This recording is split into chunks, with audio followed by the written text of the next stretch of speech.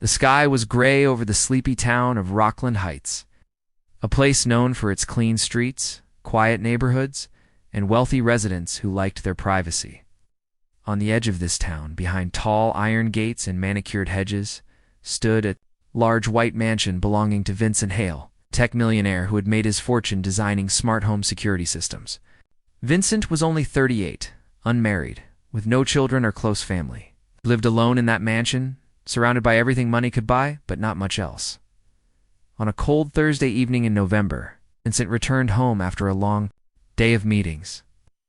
As he stepped out of his sleek black car, he glanced up at the sky. The clouds looked heavier than usual, as if they were about to burst. He entered his house, tapping the code into the security pad near the door. Everything inside. His home was smart lights turned on as he walked in. Soft jazz played in the background, and the fireplace lit up automatically. But Vincent felt uneasy. He didn't know why. Something about that day felt strange. Maybe it was the look the barista gave him when he ordered his coffee that morning. Or maybe it was the news report he half heard about someone going missing. Just a few blocks away, as he was about to head upstairs, the doorbell rang. Vincent turned, confused. Nobody ever rang his bell. He didn't even remember the last time someone had shown up without an invitation. The mansion was on a private road, surrounded by tall trees and cameras. He approached the front hallway and looked at the small monitor. Beside the door showed a live video feed of the front porch there. Standing alone in the cold was a young black girl. She looked about 14 or 15. Her hair was tied in thick braids, and she wore a dusty pink jacket that looked a size too big.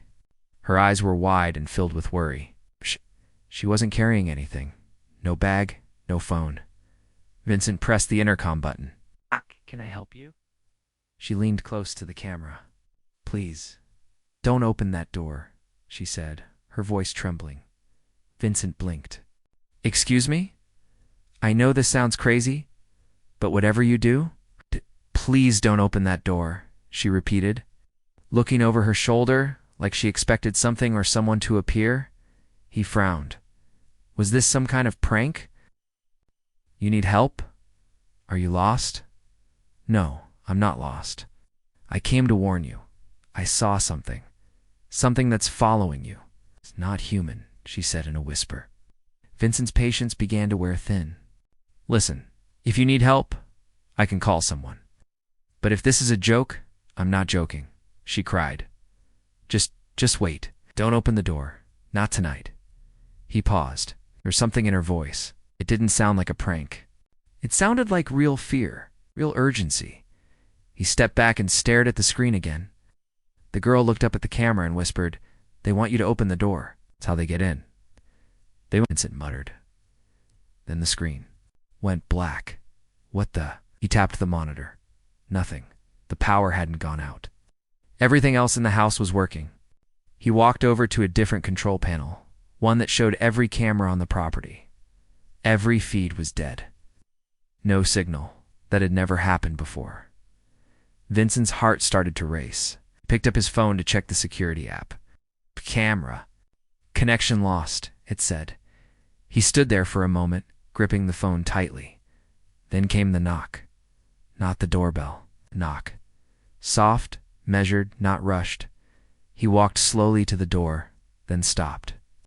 He remembered the girl's words. Don't open that door. But curiosity had always been Vincent's weakness. That's what made him a tech innovator. He always wanted to know the why behind things. He placed his hand on the knob. Then there was another knock. "Who is it?" he called. No answer. He backed away. His logical brain told him it could be anything. A software bug, a prank, some kid playing a game. But his instincts whispered something else. He sat down on the bottom step of the staircase, trying to think. The fireplace flickered beside him. Outside, the wind howled.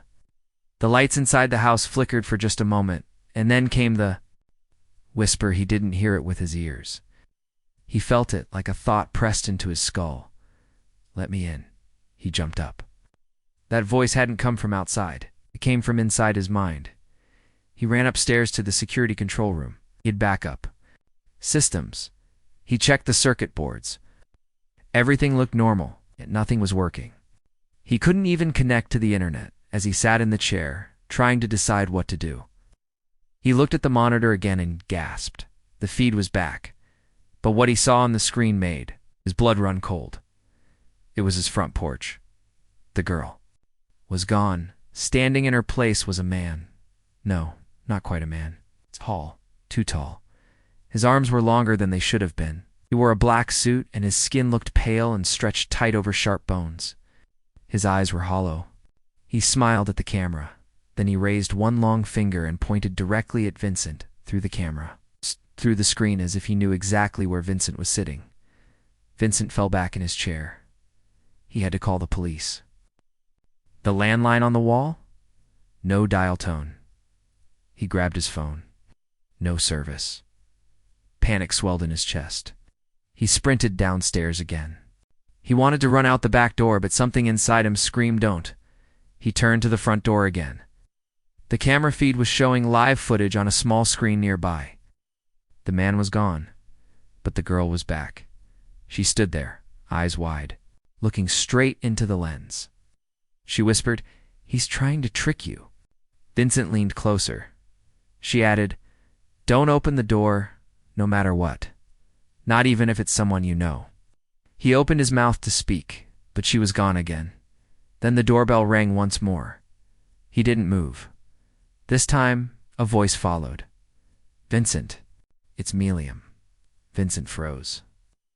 Liam was his best friend, a fellow engineer who had helped him launch his company.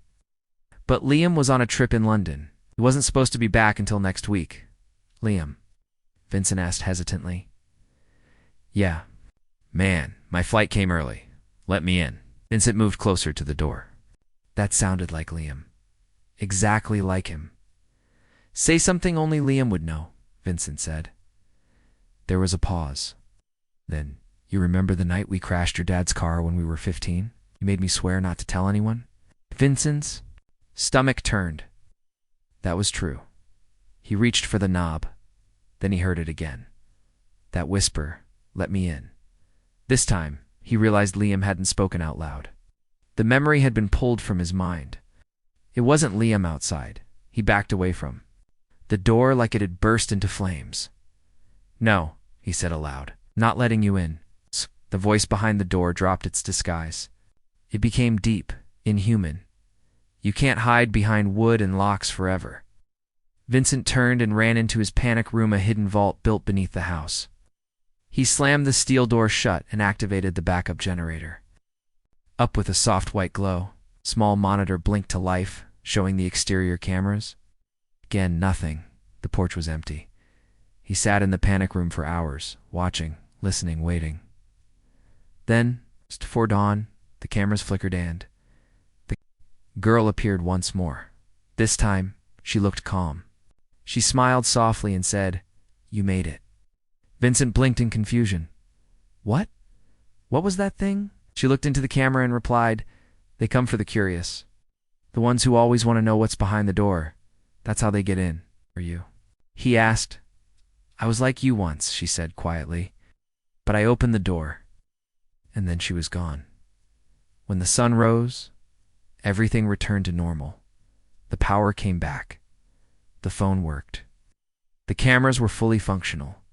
Vincent emerged from the panic room, his body stiff and mind overwhelmed. For the first time in his life, he didn't want to know more. He didn't care about the logic or the code or the why. All he knew was this: he would never open that door again without looking twice. And every time the bell rang, every time someone knocked, he listened carefully for a whisper behind it, because he understood now. Sometimes, curiosity doesn't just kill the cat, invite something in, something that doesn't leave, something that waits.